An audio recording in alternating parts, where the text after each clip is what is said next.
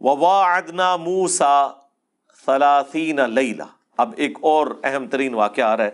جب کوہ طور پر موسیٰ علیہ السلام گئے، 30 دن کا وعدہ تھا موسیٰ علیہ السلام کے ساتھ. انیشلی 30 دن تھا، باقی اللہ تعالیٰ بونس کے طور پہ جتنا دے دے وہی اللہ نے ذکر کیا ہے. وَأَتْمَمْنَاهَا بِعَشْرٍ، پھر ہم نے اسے مزید 10 راتیں عطا فرما دی.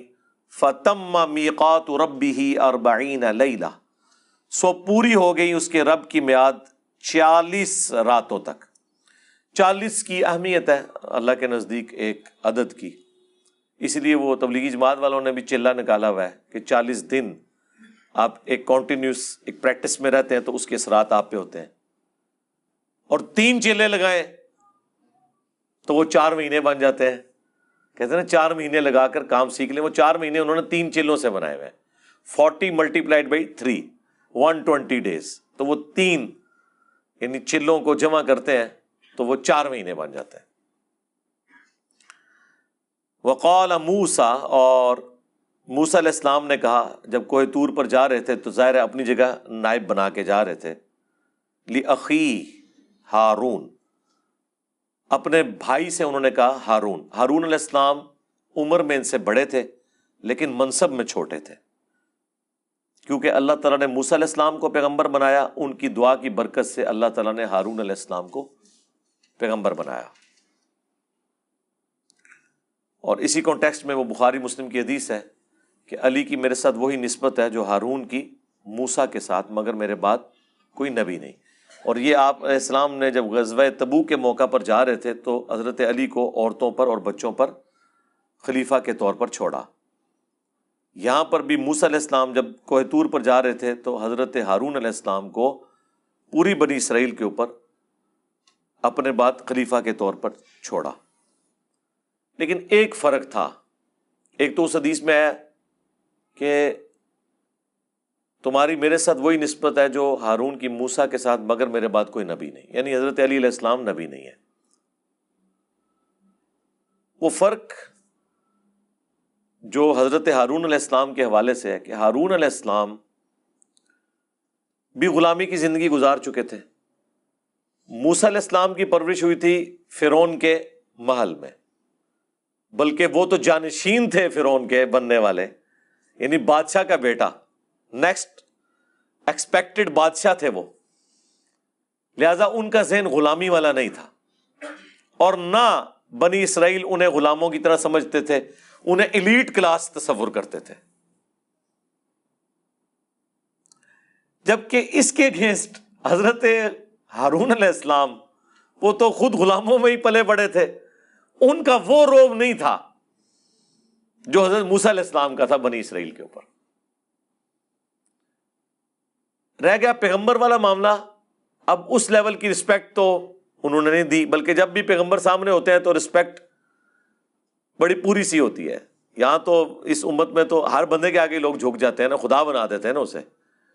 لیکن جب پیغمبر سامنے موجود ہوتے ہیں تو ایک لیول تک رسپیکٹ ہوتی ہے، پھر ظاہر ہے پیغمبر ایک لمٹ کو کراس بھی نہیں کرنے دیتے. اب ہارون علیہ السلام کو انہوں نے بنا تو دیا، ہارون اخلفنی فی قومی، تم میرے نائب بنو میری قوم کے اندر، وَأَصْلِحْ، اور ان کی اصلاح کرتے رہنا، وَلَا تَتَّبِعْ سَبِيلَ الْمُفْسِدِينَ، اور دیکھنا مفسدین کے راستے پر نہ چلنا. یعنی نصیحتیں کی کہ اس معاملے کو صحیح طریقے سے لے کے چلنا. پتہ تو تھا ان کو اپنی قوم کا کہ کام ڈال سکتی ہے، کیونکہ یہ تو کام ڈالا ہے نا کہ موسیٰ علیہ السلام موجود ہیں اور کہہ رہے ہیں کہ ہمارے لیے رب کا ایک بت مقرر کر دیں. تو موسیٰ علیہ السلام کو یہ تو ٹینشن ہوگی نا کہ میں جہاں گا تو پیچھے کے کام پاڑ گئے، میری موجودگی میں انہوں نے اتنا بڑا کام ڈالا ہے تو یہ کوئی اور کام ہی نہ ڈال دیں. وَلَمَّا جَاءَ مُوسَىٰ لِمِيقَاتِنَا، اور جب موسیٰ علیہ السلام آئے ہماری ملاقات کے لیے، وَكَلَّمَهُ رَبُّهُ، اور کلام کیا ان کے رب نے ان کے ساتھ جیسا کہ اس کی شان کے لائق ہے. وَكَلَّمَ اللَّهُ مُوسَىٰ تَكْلِيمًا، اللہ نے موسیٰ کے ساتھ کلام کیا جیسا کہ حق تھا. یہ صرف فضیلت حضرت موسیٰ علیہ السلام کی ہے کہ اس پلانٹ ارتھ پہ اللہ نے ایک ہی بندے سے کلام کیا ہے انسانوں میں، وہ موسیٰ علیہ السلام ہے.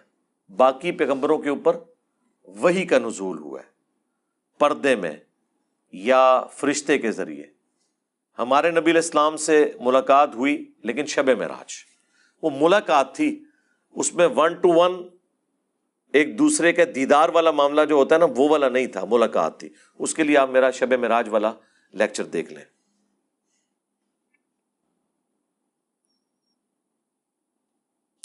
اب جب ملاقات ہوئی تو ان کے رب نے جب ان سے کلام کیا تو ظاہر ہے 40 دن تک آپ کی اللہ کے ساتھ گفتگو ہو رہی ہو. اب یہ گفتگو کا موڈ کیا تھا؟ جیسے ایک انسان دوسرے سے بولتا ہے جس میں الفاظ ہوتے ہیں، آواز ہوتے ہیں، نہیں، اس کی کیفیت نہیں بیان ہوئی. تو اب اتنا عرصہ بندہ 40 دن تک باتیں کرتا رہے تو فرینکنس کا لیول آپ سوچ سکتے ہیں. تو انہوں نے عرضی ڈال دی ساتھ ہی، قال ربی ارنی انظر الیک، کہا ہے میرے رب میری خواہش ہے تو مجھے اس قابل کر دے کہ میں تجھے دیکھ لوں. قال لن ترانی، بالکل اسٹریٹ فارورڈ جواب، تم ہرگز مجھے نہیں دیکھ سکتے. یعنی اس دنیا میں اللہ کا دیدار پاسبل نہیں ہے. یہ اللہ تعالیٰ نے اپنی ڈیسٹنی میں مقرر کر لیا. آپ کہتے رہے بزرگوں کو اتنی دفعہ دیدار ہوا تو اتنی دفعہ دیدار ہوا، وہ آپ کہانیاں کرواتے رہے، وہ آپ کی اپنی مرضی ہے. موسیٰ علیہ السلام کو ایسا کوئی پیکج آفر نہیں ہوا. وَلَٰكِنِ انظُرْ إِلَى الْجَبَلِ، لیکن تم پہاڑ کی طرف دیکھو. فَإِنِ اسْتَقَرَّ مَكَانَهُ، اگر یہ اپنی جگہ پر ٹھہرا رہا، فَسَوْفَ تَرَانِي، تو پھر تم بھی سوچنا کہ اللہ کو دیکھ لو گے. یعنی ڈائریکٹ اللہ تعالیٰ نے تجلی ان کو اپنی نہیں دکھائی دیدار، بلکہ اللہ تعالیٰ نے ذرا سی تجلی فرمائی پہاڑ کے اوپر. اب وہ سنیں کیا حال ہوا ہے. فَلَمَّا تَجَلَّى رَبُّهُ لِلْجَبَلِ، جب اللہ تعالیٰ نے جو اس کی شان کے لائق ہے اپنی تجلی، روشنی، نور ڈالا پہاڑ پر، جَعَلَهُ دَكَّا، تو وہ پہاڑ ریزہ ریزہ ہو گیا. وَخَرَّ مُوسَىٰ صَعِقًا، اور موسیٰ علیہ السلام بے ہوش ہو گئے. اللہ کو دیکھ کر نہیں، اس پہاڑ کی حالت دیکھ کر بے ہوش ہو گئے. یہ اللہ تعالی کی انڈائریکٹ تجلی کا ان کے اوپر یہ اثر ہوا. اسی کانٹیکسٹ میں آپ وہ ذرا آیت بھی یاد کر لیں سورۃ الحشر کی، لو انزلنا هذا القرآن على جبل لرأيته خاشعا متصدعا من خشیت اللہ، اگر قرآن کو ہم پہاڑ پر نازل کرتے تو وہ پھٹ جاتا اللہ تعالیٰ کی خشیت کی وجہ سے. کیونکہ قرآن اللہ کی صفت ہے. اللہ کی صفت ظاہر ہے، جب اللہ کی صفت ہے تو اس کی کوالٹیز بھی خدا والی ہیں. اللہ کی صفت ہے نا. یہ تو نبی علیہ السلام کو اللہ نے یہ اعجاز دیا ہے کہ ان کے سینے پر قرآن نازل ہوا. اللہم صلی علی محمد وعلی آل محمد. اب بے ہوش ہو گئے موسیٰ علیہ السلام. فلما افاق، جب انہیں افاقہ ہوا. یہ اردو میں بھی لفظ استعمال کرتے ہیں، دوائی کے بعد کہتے ہیں نا فاقہ جے ہون، یہ عربی دا لفظ ہے افاقہ، ٹھیک ہے. لیکن اردو میں میرے لیے افاقہ جب لکھتے ہیں تو چھوٹی ہے ساتھ ویسے ہی لگا دیتے ہیں، ٹھیک ہے نا. یہ لفظ آفاق ہے جب وقف کریں تو. جب انہیں افاقہ ہوا، قال سبحانک، انہوں نے کہا یا اللہ تو پاک ہے. تبت الیک، میں تیری طرف رجوع لاتا ہوں، توبہ کرتا ہوں. وانا اول المؤمنین، سب سے پہلے میں مومن ہوتا ہوں. اب یعنی اللہ تعالیٰ نے فرمایا تھا نا کہ تو مجھے دیکھ نہیں سکتا، اس کے اگینسٹ جو کچھ ہوا اس پر انہوں نے اپنی اس خواہش کے اظہار کے اوپر بھی توبہ کر لی. یہ ایک شریف النفس انسان کی، ایک نیک انسان کی، جبکہ وہ پیغمبر بھی ہے، یہی خوبی ہے. قال یا موسیٰ، اللہ تعالیٰ نے فرمایا اے موسیٰ، انی اصطفیتک علی الناس برسالاتی، بے شک میں نے تجھے چن لیا ہے تمام لوگوں پر اپنی رسالت کا پیغام پہنچانے کے لیے، یعنی بنی اسرائیل کے اوپر. وبکلامی، اور اپنے کلام کے ساتھ خاص. فخذ ما آتیتک وکن من الشاکرین، تو جو کچھ اب میں تمہیں دینے لگا ہوں اسے مضبوطی سے پکڑ لینا اور شکر گزار بندوں میں شامل ہونا۔ وہی اللہ تعالیٰ نے تورات عطا فرمائی، تختیوں پر پتھر نما سلیں تھیں جن کے اوپر وہ لکھی ہوئی تھی۔ وَكَتَبْنَا لَهُ فِي الْأَلْوَاحِ، ہم نے لکھ دی موسیٰ کے لیے تختیوں میں، مِن كُلِّ شَيْءٍ مَوْعِظَةٍ، ہر طرح کی نصیحت، وَتَفْصِيلًا لِكُلِّ شَيْءٍ، اور ہر چیز کی تفصیل۔ اب یہی وہ ایک معجزانہ اپروچ ہے جس کی طرف بنی اسرائیل نبی علیہ السلام کو بھی کہتے تھے کہ آپ کے اوپر آسمان سے کیوں نہیں ایسی کتاب نازل ہوئی؟ موسیٰ علیہ السلام کو تو اللہ تعالیٰ نے تختیوں پر دی تھی لکھی ہوئی۔ اب یہ ہمارے نبی علیہ السلام کے کیس میں قرآن جو ہے اللہ کا کلام سینے پر نازل ہوا، یہ ایک یونیک چیز ہے، اور سرکمسٹانسز کے اوپر نازل ہوا، اور 23 سال تک مسلسل آلموسٹ نازل ہوتا رہا۔ باقی کتابیں سلیبس کی فارم میں ہیں، قرآن سلیبس کی فارم میں نہیں ہے، حالات و واقعات کے مطابق ہے۔ اللہ کے علم میں تو ہے، بل ہوا قرآن مجید فی لوح محفوظ، لیکن اس کا ٹیسٹ یہ ہے کہ صحابہ کرام کے ہر مشکل وقت میں یا اچھے وقت میں اللہ کی طرف سے آیات نازل ہوتی تھی، مسلسل اللہ اور بندے کا ایک رشتہ قائم رہا۔ یعنی غزوہ بدر کی کمنٹری آئی ہے سورۃ الانفال میں، غزوہ احد کی کمنٹری سورہ آل عمران میں، غزوہ خندق کی کمنٹری سورہ الاحزاب میں، غزوہ تبوک کی تفصیلی کمنٹری سورہ التوبہ میں۔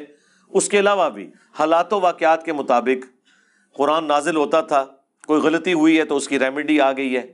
یہ ایک جو خوبی تھی نا، اس کی وجہ سے ایک یہ بانڈ بڑا مضبوط ہے، اور نبی علیہ السلام کی یہ خوبی اگلی کتابوں میں بھی رپورٹ ہوئی تھی۔ آج بھی آپ جو انجیل مقدس ہے، جو تورات اور انجیل کا ایک سمجھ لیں اکٹھا انہوں نے انارکلی لاہور بائبل سوسائٹی نے پرنٹ کی ہوئی ہے، اس میں بھی آپ جو گاسپل آف جان ہے،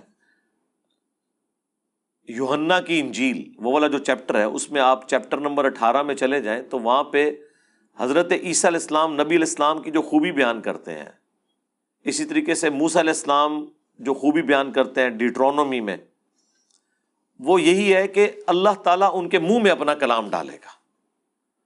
اب یہ اس زمانے میں ایک بڑی یونیک چیز تھی کہ یہ نہیں ہوگا کہ تختیوں میں لکھ کے اللہ تعالیٰ ڈائریکٹلی اس بندے کے اوپر قرآن نازل کرے گا۔ یہ آپ کی خوبی رپورٹ ہوئی ہے۔